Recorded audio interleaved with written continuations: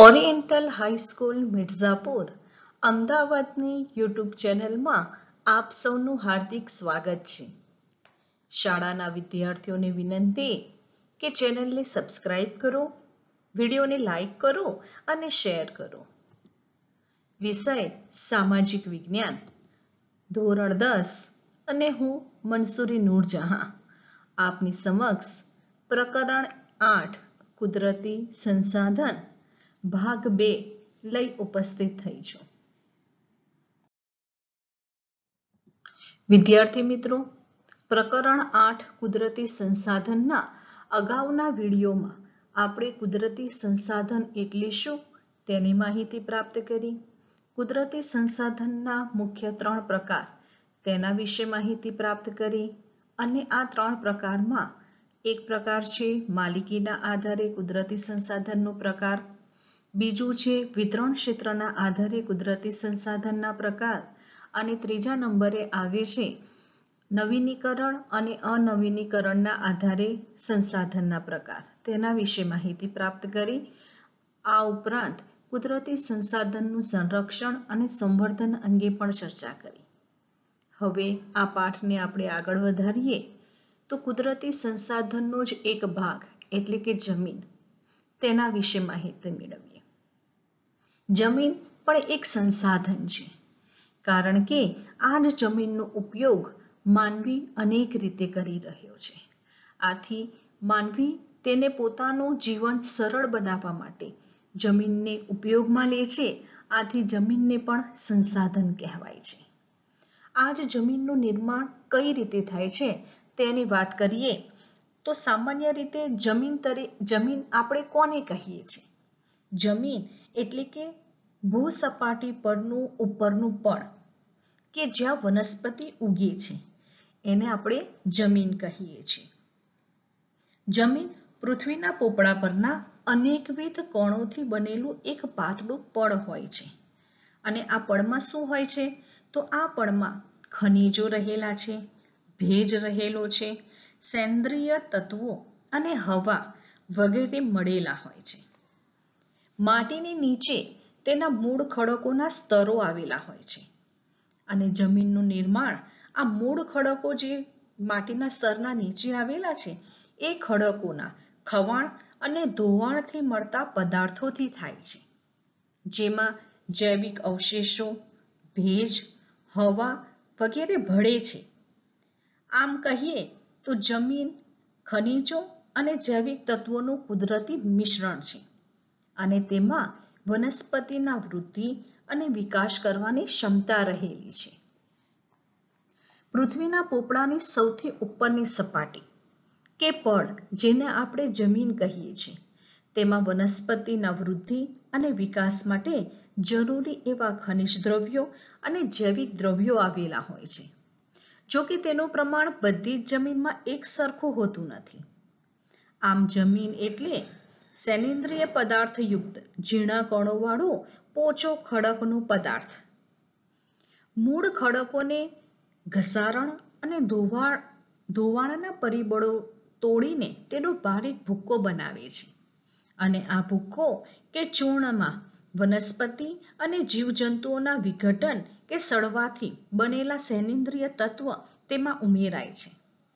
આ સેન્દ્રિય તત્વો વનસ્પતિના વિકાસમાં મહત્વની ભૂમિકા ભજવે છે. જમીનના નિર્માણમાં તે જ પ્રદેશની આબોહવા ખૂબ જ મહત્વપૂર્ણ અને વ્યાપક તેના ઉપર અસર કરે છે. એટલે જે પ્રદેશમાં જે પ્રકારની આબોહવા તે પ્રકારની જમીન બનતી હોય છે. આમ એક રીતે કહીએ કે એક જ પ્રકારના માતૃ ખડકોમાંથી ભિન્ન ભિન્ન આબોહવાથી બનનાર જમીન અલગ અલગ પ્રકારની હોય છે. આમ જમીનના પ્રકાર તેના રંગ, આબોહવા, માતૃ ખડકો, કણરચના, ફળદ્રુપતા વગેરે જેવી બાબતોને ધ્યાનમાં રાખીને પાડવામાં આવે છે.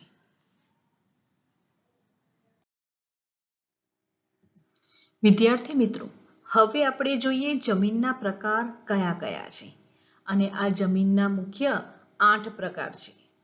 આ જમીનના 8 પ્રકારને યાદ રાખવા માટે એક સરળ પદ્ધતિ અહીંયા અપનાવી છે, જેમાં તમારે ફક્ત એક જ આ વાક્ય જે છે લખ્યું છે તેને યાદ કરવાનું છે અને ત્યાર પછી એના આધારે તમે જમીનના પ્રકાર કયા કયા છે તે લખી શકશો. એટલે આ જે વાક્ય છે તેમાં મેં લખ્યું છે કાકા લે જંપ દરાર. એટલે કાકા લે જંપ દરાર. ફક્ત આ એક વાક્ય તમે યાદ રાખશો તો ચોક્કસ તમને જમીનના પ્રકાર ડિવાઈડ કરી શકશો. કા એટલે કાપની જમીન, કા એટલે કાળી જમીન, લે એટલે લેટરાઇટ જમીન, જ એટલે જંગલ પ્રકારની જમીન, પ એટલે પર્વતીય જમીન, દ એટલે દલદલ પ્રકાર કે પીટ પ્રકારની જમીન, રા એટલે રાતી કે લાલ જમીન અને ર એટલે રણ પ્રકારની જમીન. છે ને વિદ્યાર્થી મિત્રો સરળ? એટલે તમારે આમાં શું યાદ રાખવાનું છે? જમીનના પ્રકારમાં જમીનના પ્રકાર કુલ 8 છે અને તેમાં તમારે આ એક વાક્ય જ યાદ રાખવાનું છે, કાકા લે જંપ દરાર. યાદ રાખશો ને મિત્રો? વિદ્યાર્થી મિત્રો, હવે આપણે જમીનના પ્રકાર વિશે માહિતી મેળવીશું.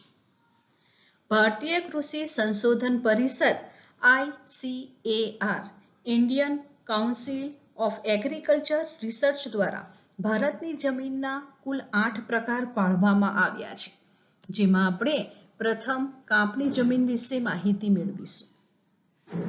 આ પ્રકારની જમીન ભારતના કુલ ક્ષેત્રફળના 43% ક્ષેત્રફળમાં ફેલાયેલી છે. પૂર્વમાં બ્રહ્મપુત્ર ખીણથી શરૂ કરી પશ્ચિમમાં સતલુજ નદી સુધીનું ઉત્તર ભારતનું મેદાન આ કાપની નદીથી પથરાયેલું છે. એટલે કે અહીંયાથી શરૂ કરી અને આખો ઉત્તર ભારતનું મેદાનનો આખો ભાગ આ બ્રહ્મપુત્ર નદીના આખા ખીણ પ્રદેશોના ભાગમાં કાપની જમીન પથરાયેલી છે. એટલું જ નહીં, દક્ષિણ ભારતમાં નર્મદા, તાપી, મહાનદી, ગોદાવરી, કૃષ્ણા, કાવેરી ખીણ પ્રદેશમાં પણ આ નદીના મુખ ત્રિકોણ પ્રદેશ પાસે પણ કાપની જમીન ફેલાયેલી છે. એટલે કે આ નર્મદા અને તાપી, આ ઉપરાંત મહાનદી, ગોદાવરી, કૃષ્ણા, કાવેરી આ બધી નદીના મુખ ત્રિકોણ પ્રદેશ પાસે પણ કાપની જમીન પથરાયેલી છે. હવે કાપ કોને કહેવાય? કાપ એટલે કે નદી પોતાની સાથે જે કાંઈ પણ વસ્તુઓ ઘસડી લાવે છે તેમાં માટી, રેતીના કણો, ખડકોના ટુકડા, વનસ્પતિની ડાળીઓ, વનસ્પતિના પાંદડા આ તમામ બાબતો પોતાની સાથે ઘસડી લાવી અને સમથળ જમીન પર પાથરે છે તો તેને કાપ કહેવામાં આવે છે. આ કાપની જમીનમાં પોટાશ, ફોસ્ફરિક એસિડ અને ચૂનાનું પ્રમાણ વધારે જોવા મળે છે, જ્યારે આ જમીનમાં નાઇટ્રોજન અને હ્યુમ્સની માત્રા ઓછા પ્રમાણમાં જોવા મળે છે. આ જમીનમાં કઠોળ વર્ગના પાક લેવામાં આવે છે. આ પ્રકારની જમીનમાં ઘઉં, ચોખા, શેરડી, શણ, કપાસ, મકાઈ, તેલીબિયાં વગેરે પાકો લેવામાં આવે છે. હવે આપણે રાતી જમીન વિશે માહિતી મેળવીશું. રાતી એટલે કે લાલ પ્રકારની જમીન. આ પ્રકારની જમીન ભારતના કુલ ક્ષેત્રફળના 19% ક્ષેત્રફળમાં ફેલાયેલી છે. દક્ષિણના દ્વીપકલ્પીય તમિલનાડુથી માંડી ઉત્તરમાં બુંદેલખંડ સુધી અને પૂર્વમાં રાજમહેલની ટેકરીઓથી પશ્ચિમમાં કચ્છ સુધી આ જમીન વિસ્તરેલી છે. એટલે કે અહીંયા હું તમને નકશામાં બતાવું તો આ આખો ભાગ તમિલનાડુનો આખો ભાગ રાતી જમીનથી ફેલાયેલો છે. આ જમીનમાં ફેરિક ઓક્સાઇડની હાજરીના કારણે, આ ખાસ મિત્રો યાદ રાખજો, આ જમીનમાં ફેરિક ઓક્સાઇડની હાજરીના કારણે તેનો રંગ લાલ બને છે.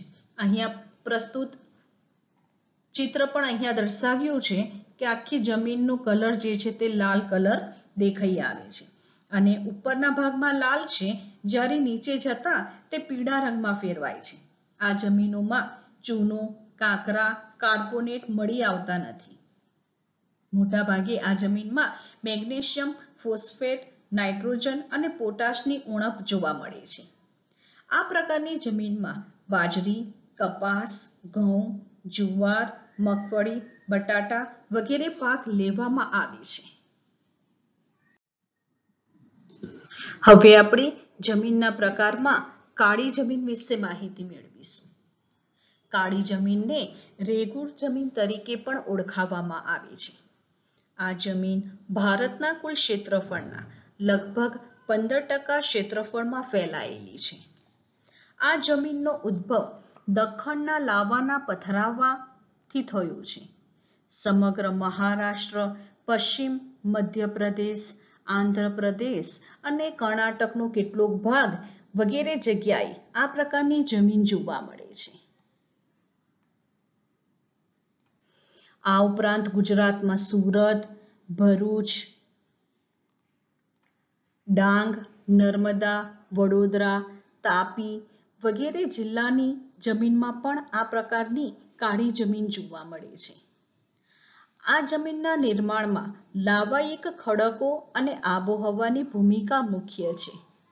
લોહ, ચૂનો, કેલ્શિયમ, પોટાશ, એલ્યુમિનિયમ અને મેગ્નેશિયમ કાર્બોનેટનું પ્રમાણ વધુ જોવા મળે છે.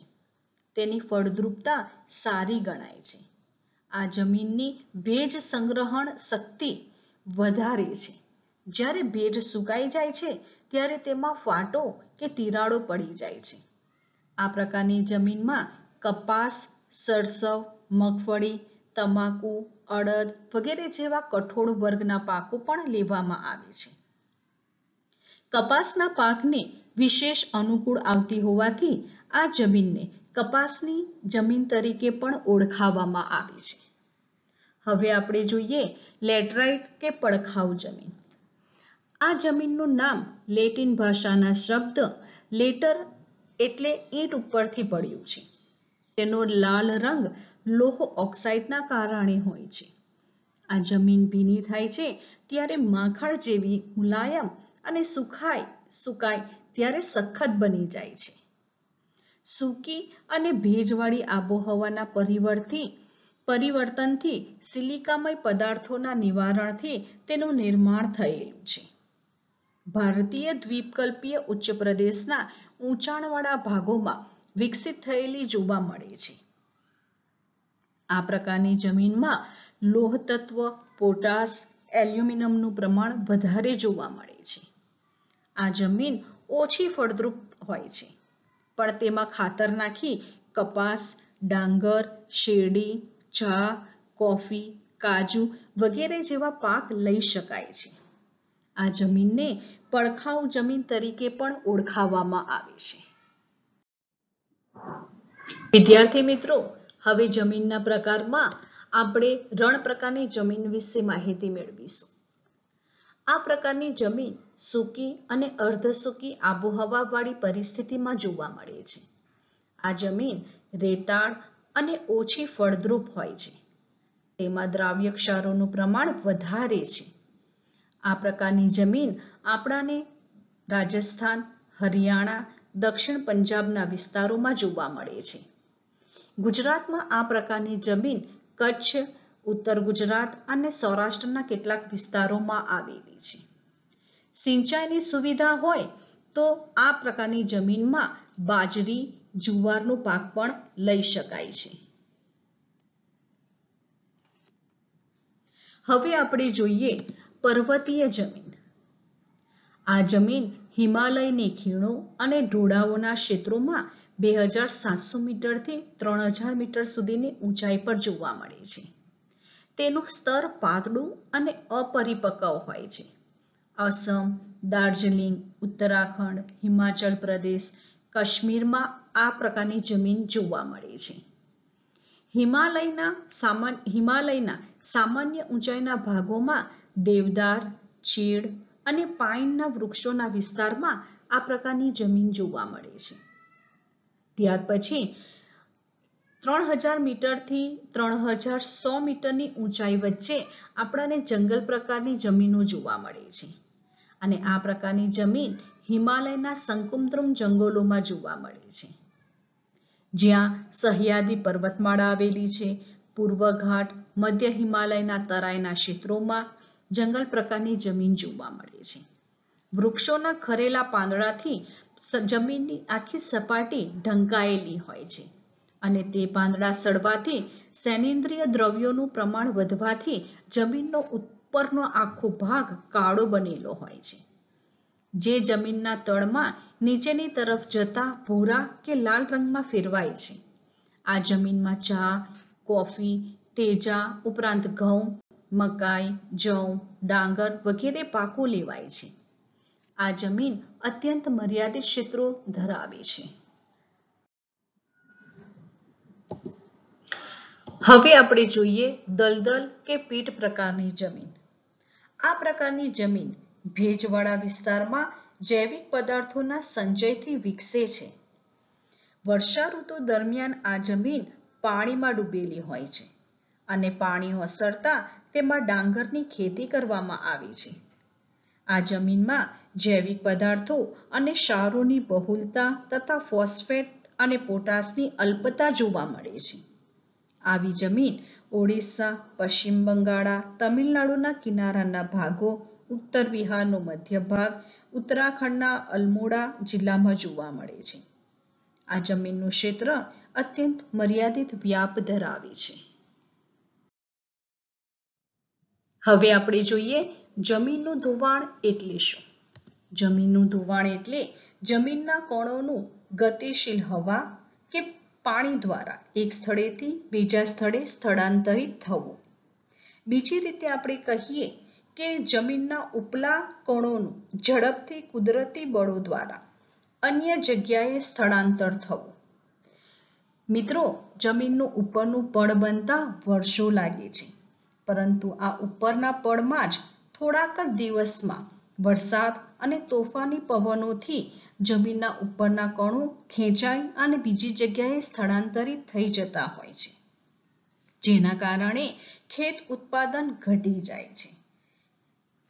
ઉપરના પડની જાળવણી ખેતી માટે અત્યંત જરૂરી છે. આથી જમીનનું ધોવાણ અટકાવવું જોઈએ. અને હવે આપણે જમીનનું ધોવાણ અટકાવવાના કયા ઉપાયો છે તેના વિશે વાત કરીએ તો જમીન ઉપર ચરાણ પ્રવૃત્તિઓને નિયંત્રણમાં લેવી જોઈએ.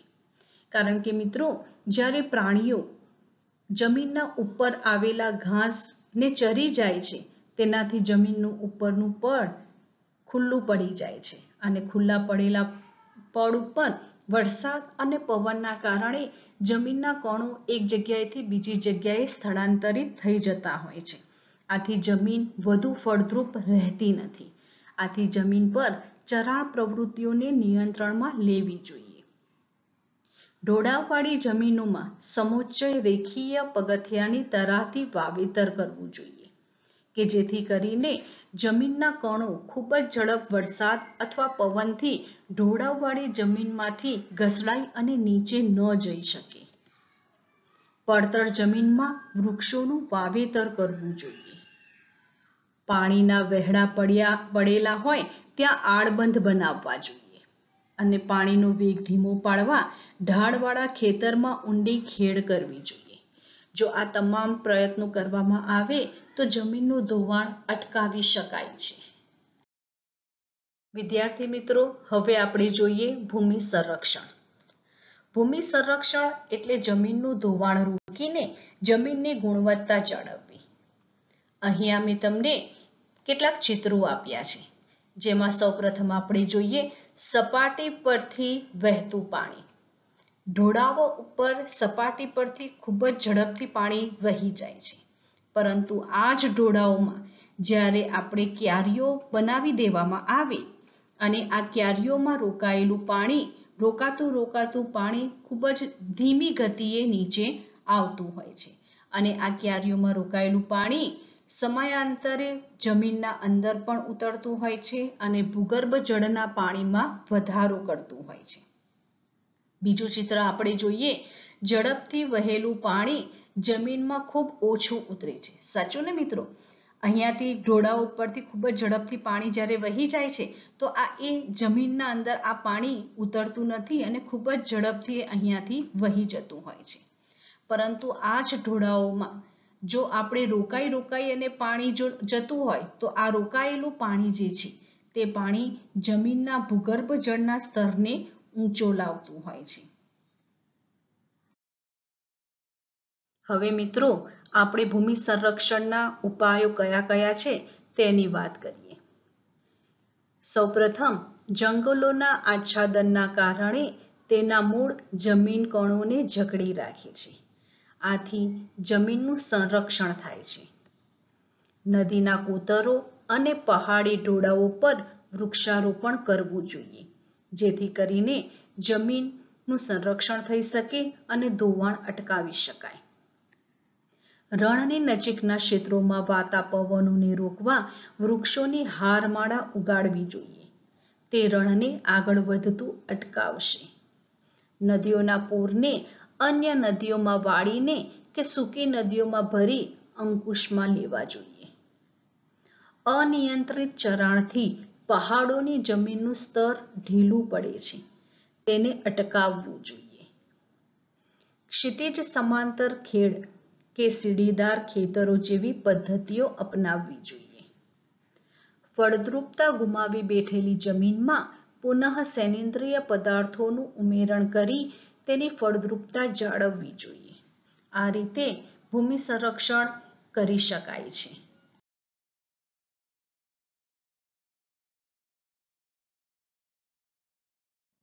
વિદ્યાર્થી મિત્રો, આજના આપણા આ પ્રકરણમાં આપણે જમીનનું નિર્માણ કઈ રીતે થાય છે તેના વિશે માહિતી પ્રાપ્ત કરી.